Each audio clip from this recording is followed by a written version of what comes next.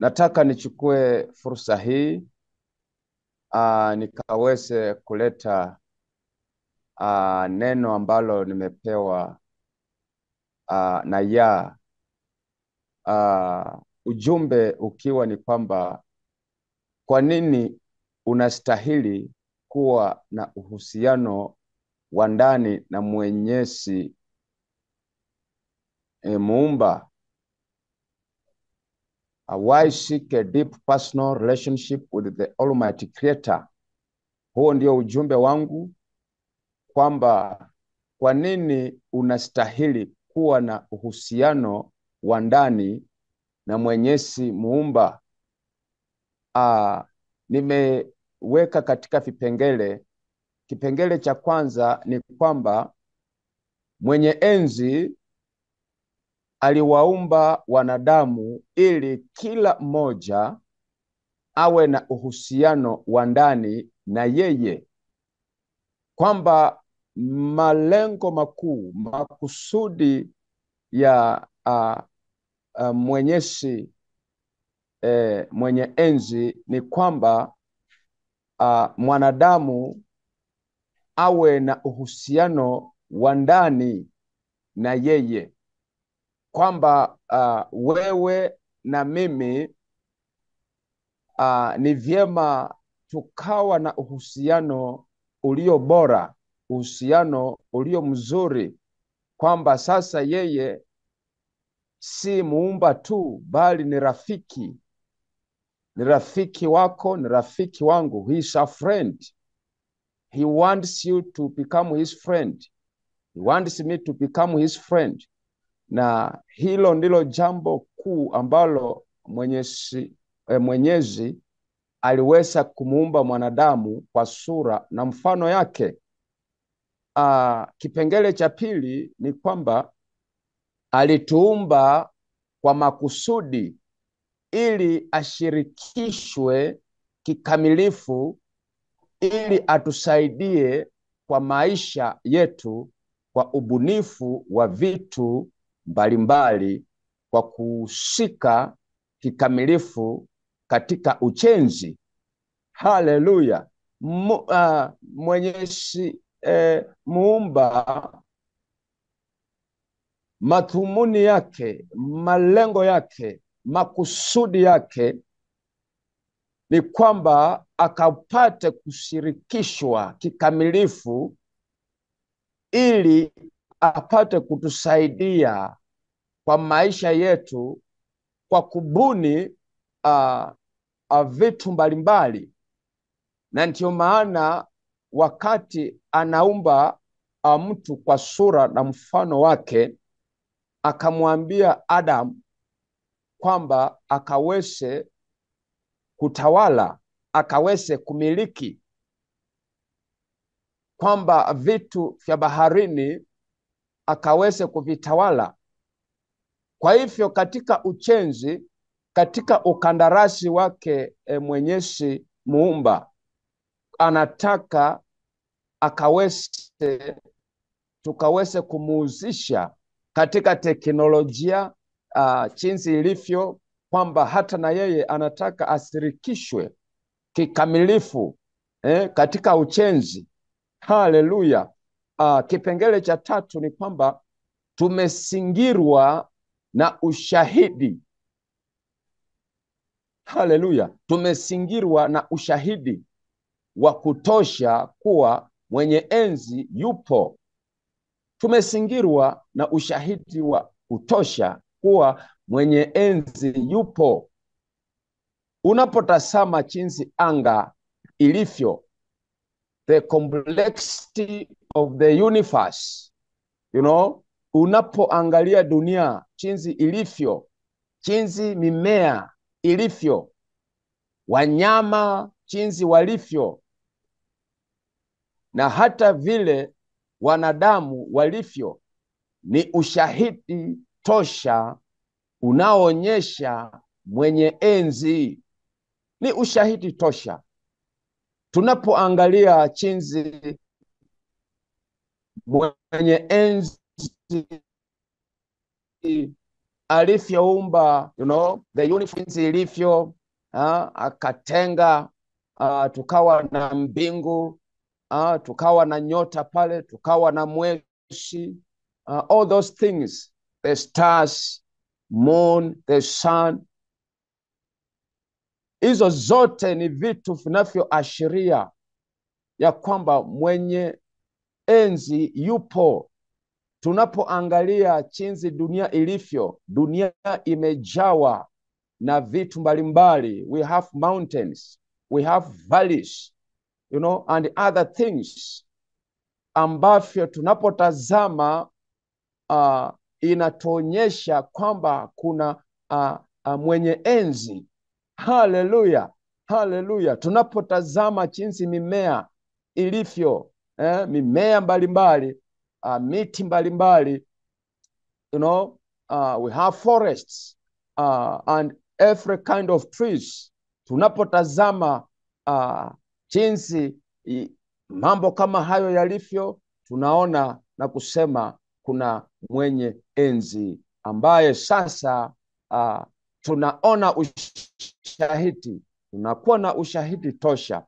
Tunapotazama wanyama jinsi alivyowaumba, tunapoangalia simba, lions, leopards, cheetahs, zebras, so on and so forth, tunaona ya kwamba ni ushahidi tosha, ya kuona ya kwamba hakika mwenye enzi yupo.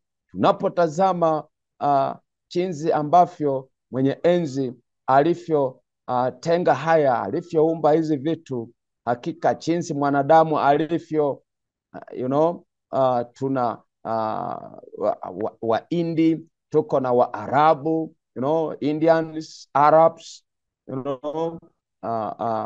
na even Africans, jinsi tulivyo, with different complexion, na hii yote, all of this inaonyesha kwamba hakika kuna mwenye enzi. Kwa hivyo kipengele cha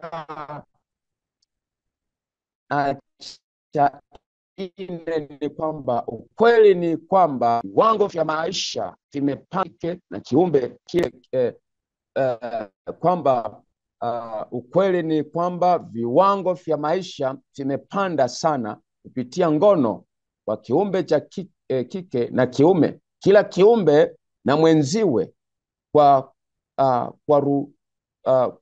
kudhihirisha uumbaji wa hali ya juu. Haleluya, haleluya, haleluya, ya kwamba kuna viwango vya maisha vimepanda sana kupitia ngono. Mwenye enzi ameweka, ameviumba vitu mbalimbali, tukiwemo wanyama, tukiwemo wanadamu, na kuna uendeleshaji wa maisha, the continuity of life, kwamba sasa kila kiumbe kina mwenziwe. Unakuta kama ni simba wa kiume ana simba wa kike, kama ni chui wa kiume kuna chui wa kike. Vilevile ndivyo tulivyo hata wanadamu, kwamba kupitia kwa ngono, through procreation, unaona kwamba sasa visasi, we have generation from one generation to another generation, through sex. Na hivyo ndivyo mwenye ameweka kwamba tukuwe na kiumbe cha kiume, vilevile hata na mimea, same as female side and male side, and that is why we have cross pollination. Hallelujah. So lazima tuelewe kwamba kupitia kwa ngono kuna uendeleshaji wa kisasi kupitia viumbe mbalimbali. Kipengele cha 5, tunaona ya kwamba tumekusudiwa kuishi milele. Mwili wako unapokufa, either unaweza enda mbinguni kulingana na matendo yako hapa duniani, matendo yako yakiwa mbaya, utatupwa kizani kwa kulia na kushaka meno kwa mamlaka makuu kupitia kwa kiti cha enzi, kwa kuwa uweza na mamlaka ni yake. Kwa hivyo uamuzi ni wako, kwamba mwenye enzi anataka ufanye uamuzi, kwa kuwa tumekusudiwa kuishi milele. Haleluya, tumekusudiwa kuishi milele. The Almighty Creator wants us to live forever, to live for eternity. So it's up to you to decide. Haleluya, ni wewe kuamua kwamba matendo yako, your deeds, your acts, yale unayoyafanya ndiyo yatakayoweza kuweka mahali unakostahili. Na ndiposa mwenye enzi ameweka jehanamu wale ambao wasiomwamini, kwamba wakiwa na matendo mabaya wataweza kuishia katika ziwa la moto, watalia na kushaka meno kwa mamlaka makuu kupitia kwa kiti cha enzi. Kwa hivyo wacha tujitahidi kuweza kuelewa ya kwamba mwenye enzi ambaye ni muumba mbingu na nchi na vyote vilivyomo, ana makusudi mazuri kwa ajili ya mwanadamu. Wewe na mimi, mwenye enzi, muumba mbingu na nchi na vyote vilivyomo, anataka aone ukichukua mwelekeo ulio mzuri na ukamfanye kuwa rafiki, kwa sababu yeye amekusudiwa wewe na mimi tupate kuishi milele. Haleluya. Labda jambo la mwisho nataka kusema ya kwamba usipoamini, if you do not believe, usipoamini, hii ikiwa ndiyo dhambi kuu, wakati mwili wako unapokufa utakuwa mzimu, yani roho isiyo na mwili inayoitwa ancestor spirits au pepo katika ulimwengu wa kishetani. Hayo mapepo au ancestor spirits zimewatesa wanadamu bila hao kujua. Kwa hivyo tumepewa uweza wa kumshinda shetani na hao maajendi wake na mwenye enzi. Haleluya. The greatest sin is for you to be an unbeliever. When you do not believe that there is the Almighty Creator, the eternally existing, the Almighty Father, ambaye sasa wakati ukiwa umetenda dhambi kwa kuweza kutokumwamini yeye, maana wengi leo hii wamekosa kumwamini the Almighty Creator, wamekosa kumwamini sana. Wanafanya mambo kwa akili zao, nafanya mambo kwa mawazo yao, pasipo kujua ya kwamba kuna muumba mbingu na nchi, pasipo kuelewa kwamba yeye ndiye mwenye uweza. Basi kwa kutokumwamini yeye, hiyo inakuwa dhambi kubwa sana. Kwa hivyo wakati mwili wako unakufa, when your body dies, you become an evil spirit. So lazima tuelewe kwamba na roho yako isiyo na mwili inayoitwa ancestor spirit au pepo katika ulimwengu wa kishetani, the demonic world, na hayo mapepo au ancestor spirits zimewatesa wanadamu bila hao kujua. Wengi wameteswa na hayo mapepo kwa sababu kama Afrika, mababu zetu, our forefathers, worship the ancestor spirits. Waliweza kuwa na miungu mbalimbali, walijitengenezea some idols, wangeabudu miungu fulani fulani, na kwa sababu ya hiyo kuna mapepo mengi sana ambayo sasa imewapata wanadamu, inawatesa wanadamu. Kwa hivyo nataka niwaambie wapendwa wenzangu, wewe unayempenda muumba mbingu na nchi na vyote vilivyomo, ya kwamba huyu muumba, huyu mwenye enzi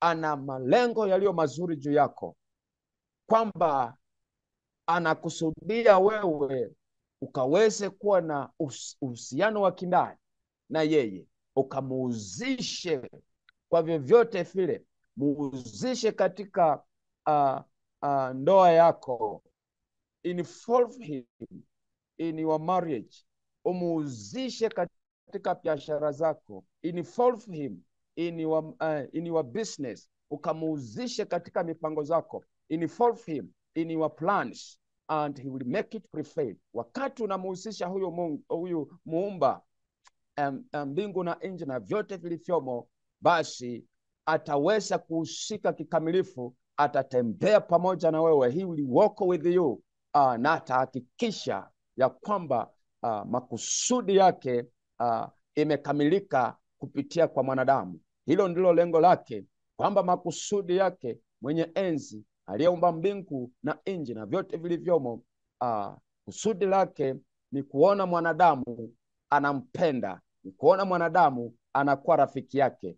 Na wakati mwanadamu anakuwa rafiki yake, muumba mwenye enzi anafurahia na anahusika kikamilifu na kuhakikisha kwamba malengo aliyokuwa nayo kwa ajili ya dunia kupitia kwa mwanadamu yameweza kukamilika. Kwa hivyo nataka niseme ya kwamba akubariki, mwenye enzi akubariki na akulinde, akuangazie nuru za uso wake na kufadhili, akuinulie uso wake na kukupa amani. Bless you, sustain you, his face shine upon you, kwa sababu yeye tu ambaye anahitaji aone ya kwamba unakuwa na uhusiano mzuri pamoja na yeye. Wacha tukawe na uhusiano mzuri pamoja na yeye, tukamuhusishe katika mipango zetu, tukamuone ya kwamba pasipo yeye sisi hatuwezi. Without him we cannot do anything. So let us be the friend of Yah. He loves us all, na pasipo yeye, without him, hatuwezi fanya lolote. Wacha na Yah wabariki, Yah akawalinde na akawatende mema. Shalom, shalom, shalom, shalom. Amen, amen, amen.